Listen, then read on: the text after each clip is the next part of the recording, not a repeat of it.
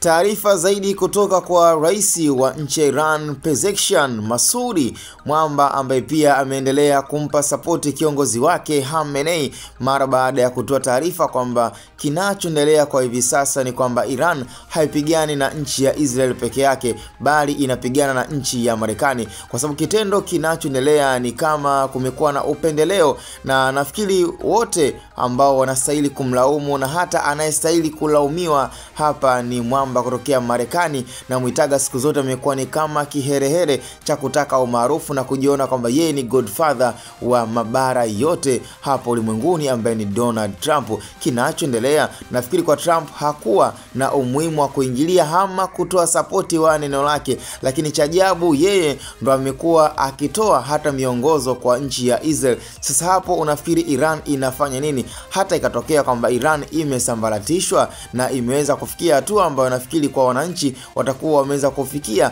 katika maji ya shingo, basi sidhani kama watu wanaweza kailaumu nchi ya Iran kwa kukosa maarifa ama kukosa silaha nzito, bali ni kwamba Iran haikuwa inapigana na nchi ya Israel peke yake, bali inapigana pia na nchi ya Marekani. Kwa hiyo pia hata kwa hii vita inayoendelea, hata kama ikatokea na pia tukaendelea kupata kwamba labda nchi ya Iran inaendelea kushambuliwa zaidi, sitoweza kushangana, sitoweza kuiona kwamba Iran ni dhaifu, bali wadhaifu ambao mpaka hivi sasa naweza nikawaona ni nchi ya Israel pamoja na nchi ya Marekani, kwa sababu mtu mmoja amekuwa akiwatikisa na amekuwa akiwafanya pia akili zao mpaka hivi sasa wanashindwa kukaa na kutuliza akili. Sasa kama Iran ndo ipo hivyo, je, unafikiri kuhusu tukienda kwa mwamba ambaye ni Kim Jong-un kutokea kule Korea, kama ndo ingefikia wakati ambao na yeye pia anawatikisa, unafikiri inakuaje? Kwa ni swala ambalo nafikiri limekaa poa sana kwa nchi ya Iran,